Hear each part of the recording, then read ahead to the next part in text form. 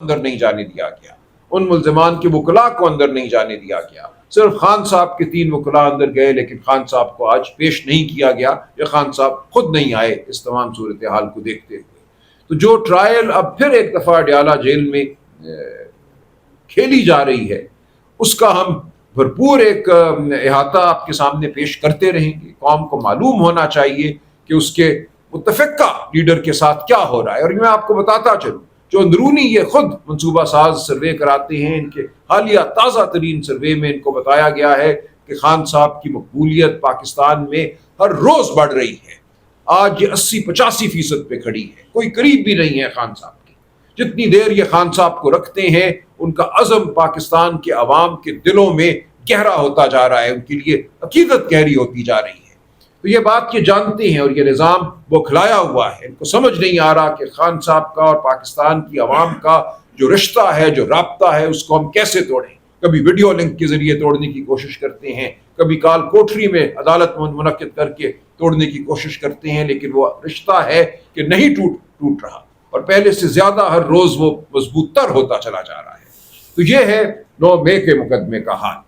اسی قسم کا ایک مقدمہ لاہور میں بھی ہے، اس کو بھی ہم آپ کے سامنے پیش کرتے رہیں گے، اور وہاں بھی یہی 2 گواہ ہیں۔ ان 2 گواہوں کے علاوہ ان کو کوئی تیسرا گواہ، کوئی اور شہادت نہیں ملی۔ انہی 2 گواہوں کو لے کر یہ پورے ملک میں پھر رہے ہیں۔ اور میں آپ کو یاد دلاتا چلوں کہ محمد عباس، جج ATC سرگودا، ان 2 گواہوں کے حوالے سے فیصلہ دے چکے ہیں، جس میں ان کی گواہی کو مضحکہ خیز قرار دے چکے ہیں، اور اس فیصلے اور تمام جو اس مقدمے میں ملزمان تھے ان کو بری کر چکے ہیں سرگودا میں۔ اس فیصلے کے خلاف اپیل اس وقت ہائی کورٹ میں پینڈنگ ہے سرکار کی، اور اس کے باوجود انہی گواہان کی گواہی کی بنیاد پر انہوں نے فیصلہ آباد میں لوگوں کو معتوب ٹھہرایا، ان کے خلاف فیصلے لیے۔ تو ہم اس حوالے سے بھی عدالت اب جا رہے ہیں کہ کیا ایک رد شدہ گواہی کی بنیاد پر آپ مزید لوگوں کے خلاف مقدمہ قائم رکھ سکتے ہیں جب تک کہ ہائی کورٹ اور سپریم کورٹ فیصلہ نہ دے کہ ان کی گواہی قابل قبول ہے یا نہیں ہے۔ یہ بات بھی اگلے چند دنوں میں آپ کے سامنے آئے گی۔ دوسرا مقدمہ جو خان صاحب کے خلاف اس وقت چل رہا ہے، اس کو ہم کہتے ہیں توشہ خانہ 2۔ آپ جانتے ہیں ایک توشہ خانہ 1 مقدمہ تھا جس میں خان صاحب کو سزا ہوئی، وہ سزا ہائی کورٹ میں معطل ہو چکی ہے، یا سپریم کورٹ میں بلکہ معطل ہو چکی ہے۔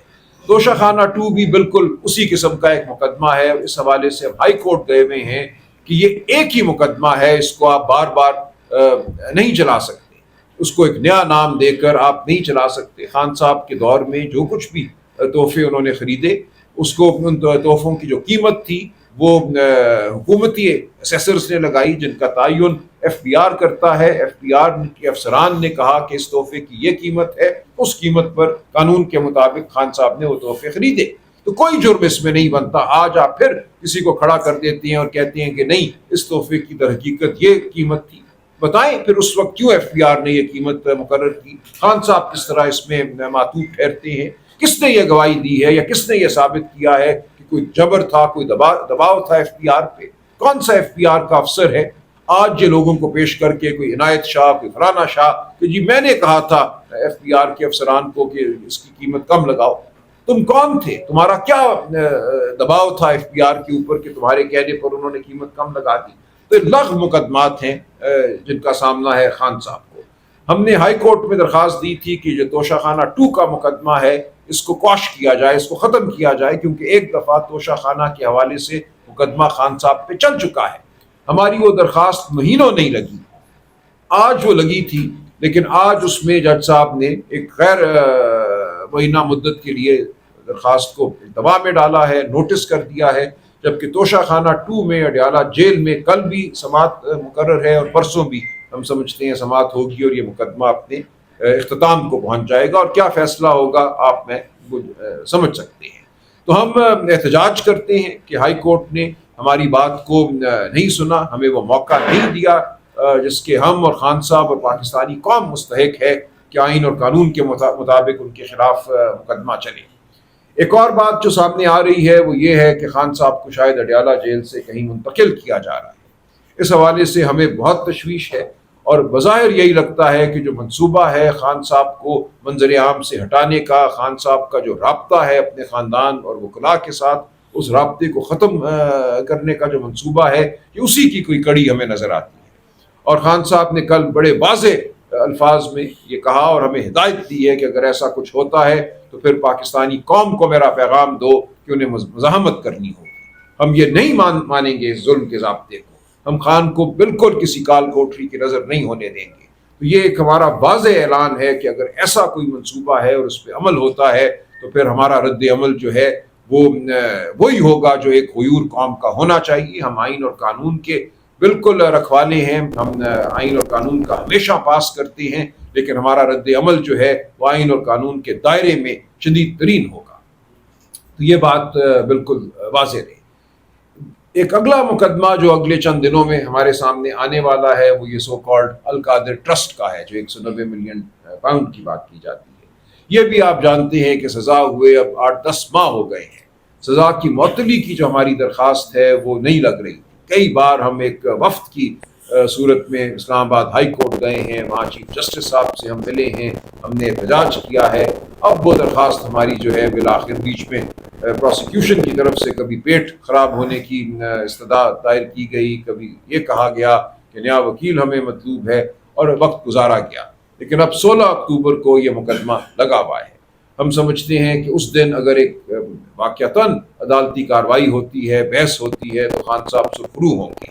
اس مقدمے کی کوئی حیثیت نہیں ہے۔ ایک مکمل طور پہ جھوٹا بیانیہ گڑا گیا، ایک بیانیہ بنایا گیا کہ وفاقی کابینہ نے خان صاحب کی سربراہی میں کوئی فیصلہ کیا تھا کہ 190 ملین پاؤنڈ جو ہیں ملک ریاض کے اکاؤنٹ میں منتقل کر دیے جائیں۔ یہ بالکل سراسر جھوٹ ہے۔